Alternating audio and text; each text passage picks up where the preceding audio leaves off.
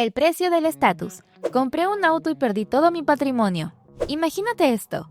Estás parado frente al espejo, te ajustas la chaqueta y sales de casa sintiéndote el rey del mundo. Te subes a ese auto que huele al cuero nuevo, ese que brilla tanto que podrías peinarte en el capó. Enciendes el motor, escuchas el rugido y piensas, por fin lo logré, por fin me veo como la persona que siempre quise ser. Pero mientras vas conduciendo por la avenida y notas cómo la gente se queda mirando, hay algo que no te deja disfrutar del todo. Es una punzada en el estómago, porque tú sabes algo que ellos no saben. Sabes que, para pagar ese juguete, has tenido que vaciar tu fondo de emergencia. Sabes que el próximo pago de la cuota te va a dejar en la cuenta en cero. Y sabes que, aunque por fuera pareces millonario, por dentro tus finanzas están sangrando. Hola, ¿qué tal? Te hablo a ti, que estás buscando la libertad financiera. Hoy te voy a contar una historia que duele, pero que es necesaria. Es la historia de cómo una sola decisión basada en el ego puede borrar años de esfuerzo. Mira, hay un libro que me encanta de Morgan Housel. Se llama La psicología del dinero. En él, Housel dice algo que te vuela la cabeza. La riqueza es lo que no se ve. Son los autos que no se compraron, los relojes que no se usaron y los lujos a los que se renunció para tener paz mental. Pero vivimos en un mundo diseñado para que hagamos exactamente lo contrario. Te cuento el caso de un buen amigo. Ganaba su primer gran sueldo como ingeniero y lo primero que hizo fue financiar un deportivo de $50,000. Él decía que era una inversión en su marca personal. ¿Sabes qué pasó?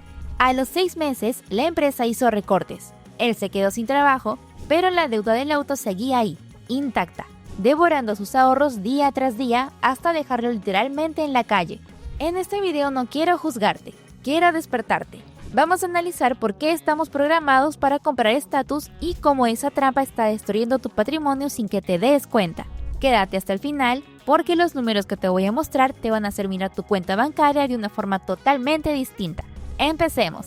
Ahora, pongámonos en situación. Todo empieza cuando las cosas, por fin, marchan bien. Quizás recibiste ese ascenso por el que tanto trabajaste. O tal vez tu pequeño negocio empezó a dar sus primeros beneficios reales. Tienes ese excedente de dinero en la cuenta y, por primera vez en mucho tiempo, sientes que puedes respirar. Pero aquí es donde aparece la trampa. Verás, hay un fenómeno psicológico llamado adaptación hedónica. Básicamente, nuestro cerebro se acostumbra rapidísimo a lo que tiene y siempre quiere un escalón más. Si antes caminabas, querías una bici. Si tenías un auto viejo, ahora quieres el del año. El problema es que vinculamos nuestra felicidad al siguiente objeto material, pensando, cuando tenga ese auto, entonces sí me sentiré exitoso. Y a esto hay que sumarle la presión de nuestro entorno. Robert Kiyosaki lo explica de maravilla en Padre Rico, Padre Pobre, cuando habla de la carrera de la rata. ¿Te ha pasado que ves a un colega o a un vecino con un coche nuevo y, de repente, el tuyo te parece una chatarra? Aunque ayer te funcionaba perfecto, hoy te sientes menos que ellos. Yo recuerdo una época en la que cada vez que entraba a Instagram, sentía que me estaba quedando atrás. Veía gente de mi edad con un estilo de vida que parecía sacado de una película. Lo que nadie te dice es que la mayoría de esas personas no son ricas, solo tienen un crédito aprobado. Están intercambiando su libertad futura por una foto hoy. Esa presión social es invisible, pero es más fuerte que cualquier impuesto del gobierno. Nos convence de que necesitamos proyectar éxito para ser respetados. Nos decimos a nosotros mismos frases como «me lo merezco por todo lo que he trabajado» o «es una herramienta de trabajo para dar una mejor imagen». Pero seamos sinceros, ¿es una herramienta o es un disfraz? En esta etapa de la historia, el protagonista de nuestro caso real decidió dar el paso. Ignoró esa pequeña voz de la prudencia y entró al concesionario. Firmó los papeles, sintió la adrenalina de las llaves en su mano y, por un momento, la dopamina fue increíble. Se sentía poderoso. Lo que no sabía es que acababa de firmar la sentencia de muerte de su patrimonio por los próximos 5 años. Y lo peor de todo es que el olor a coche nuevo dura un par de meses. Pero la deuda se queda contigo mucho después de que la emoción se haya evaporado. Aquí es donde la realidad te da un golpe en la cara. Vamos a sacar la calculadora, porque los números no tienen sentimientos y no se dejan engañar por un logo bonito en el volante. Mucha gente comete el error de pensar que el costo de un auto es simplemente la cuota que le pagas al banco cada mes. Si piensas así, estás financieramente ciego. Existe algo llamado costo total de propiedad, y es un agujero negro que absorbe tu riqueza. Primero, hablemos del asesino silencioso, la depreciación. Un coche nuevo pierde, de media, un 10% de su valor nada más por poner un pie fuera del concesionario. Para cuando llegas a tu casa ya has perdido miles de dólares. Al cabo de 5 años, ese símbolo de estatus suele valer menos de la mitad de lo que pagaste, pero tú sigues pagando intereses sobre el total del préstamo original.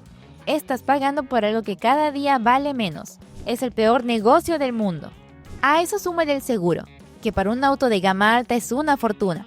El mantenimiento especializado, los impuestos y el combustible. De repente esa cuota que parecía manejable se ha duplicado. Pero lo que realmente destruyó el patrimonio en esta historia real no fue solo el gasto, sino el costo de oportunidad. Esta es la parte que más me duele explicar. El costo de oportunidad es todo el dinero que dejaste de ganar por haber puesto tu capital en un activo que se deprecia en lugar de uno que crece. Imagina que este protagonista, en lugar de destinar $800 mensuales a la letra del coche y sus gastos, los hubiera metido en un fondo indexado que replique al S&P 500. Históricamente, este índice da un retorno medio cercano al 10% anual. Si haces las cuentas, en 10 años, esos $800 mensuales se habrían convertido en más de $160,000 gracias al interés compuesto. Como dice el inversor Naval Ravikant, el interés compuesto es la fuerza más poderosa del universo. Al comprar ese auto, nuestro protagonista no solo gastó su dinero de hoy, sino que quemó su libertad de mañana.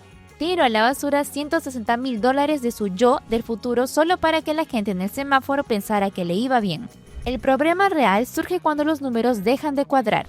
En esta historia, la persona empezó a darse cuenta de que trabajaba exclusivamente para mantener al coche. El coche era su dueño. Se convirtió en un esclavo de metal. Estaba a una sola mala racha de perderlo todo, porque no tenía ahorros. Todo su patrimonio estaba invertido en 4 ruedas que perdían valor cada segundo que pasaba. Y aquí es donde la vida te da un golpe de realidad, de esos que no ves venir. En el mundo de las inversiones, llamamos a esto el cisne negro, un evento inesperado, impredecible y con consecuencias catastróficas. Para el protagonista de nuestra historia, el cisne negro no fue un colapso de la bolsa mundial, fue algo mucho más cotidiano pero igual de destructivo, una crisis en su sector laboral.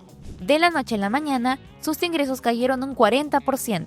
En una situación normal, con un auto modesto y ahorros en el banco, esto habría sido solo un bache. Pero cuando tienes un patrimonio de cartón, construido sobre deudas de estatus, no tienes margen de maniobra.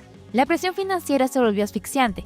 La cuota del auto, que antes era un esfuerzo aceptable, ahora era una ancla que lo hundía cada mes.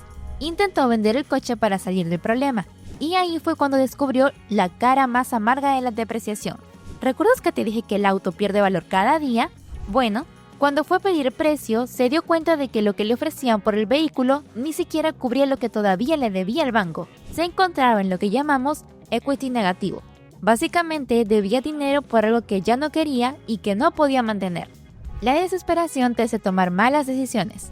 Empezó a usar las tarjetas de crédito para pagar las cuotas del auto, esperando que la situación mejorara el próximo mes. Pero la esperanza no es una estrategia financiera. Lo que terminó pasando fue el colapso total. Los intereses de las tarjetas se sumaron a la deuda del coche y, en menos de un año, aquel fondo de inversión que tanto le había costado construir para su jubilación tuvo que ser liquidado por completo para evitar que el banco le embargara hasta la cuenta de la luz. Es desgarrador. Perder 10 años de disciplina de ahorro por culpa de un objeto de metal que, en ese momento, ya ni siquiera le gustaba. El auto pasó de ser un símbolo de orgullo a ser el recordatorio diario de su fracaso. Cada vez que entraba en el garaje y veía el coche, no sentía estatus, sentía náuseas. Al final, tuvo que mal venderlo, pagar la diferencia al banco con sus últimos ahorros y volver a empezar de cero, moviéndose en transporte público y con la autoestima destruida.